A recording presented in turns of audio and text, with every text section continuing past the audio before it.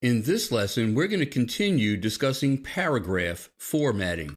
If you'd like to follow along, go under your File menu to Open, and in the Working Files folder, in chapter number 7, select a file called Get Composed, and just click Open. Before we begin, why don't we go to our Zoom tool and just click and drag across the width of our margins, and go back to our Type tool. What is composing text? It's the way lines break within a paragraph. Where does a line end and the next word goes down to the next line? Well, all other layout and word processing applications break lines one line at a time. So, as the text goes across the first line, if there's no more room, it will either add a hyphen or bring a full word down to the next line. In the second line, it does the same thing. It goes across the line, and when there's no more room, it will either bring a full word down to the next line or hyphenate the last word. And it does the same thing in the third line and the fourth, and every line, one line at a time, throughout the entire paragraph. That's not a very good way to compose text, because in certain paragraphs you can see you're ending up with a short line followed by an even shorter line. The last paragraph is a short line followed by an even shorter line followed by just a couple of words. So it's beginning to make these shapes, and that could be a problem when you're reading the text. It's possible that your eye will get caught on the shape, and instead of, as you're reading, going down to the next line, it may actually skip a line.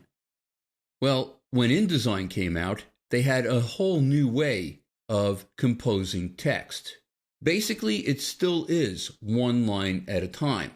But at the same time that it's looking at this line, it's looking at 5 lines above in that same paragraph. So virtually, it's looking at the entire paragraph at one time and figuring out the best line breaks.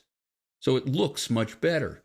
It's a much tighter in and out, much closer to the right-hand side of our column or frame.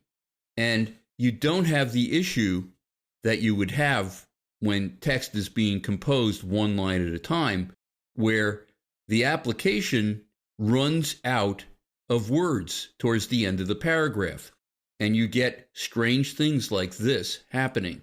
So Paragraph Composer is a much better way to compose text, and it's what InDesign does by default. Let me just show you. I'm going to go into my Paragraph panel, and under the Options menu, you can see there's Adobe Paragraph Composer, and there's also Adobe Single Line Composer. But Paragraph Composer is checked by default. Let me scroll down a bit towards the bottom of the page and get my Paragraph panel out of the way for just a second. Usually, when you're setting up a headline, you don't want your lines to have kind of an unbalanced look, where one of the lines has a lot of text in it and the line after it has very little because you've run out of words. Well, let me click in that paragraph, and let's see if there's something under the Paragraph panel Options menu that can help us fix this problem. I'm going to go to the Options menu and choose Balance Rag Lines, and let's see what happens. It actually breaks the text into 2 more equal lines. In the next lesson, we're going to continue to discuss paragraph formatting.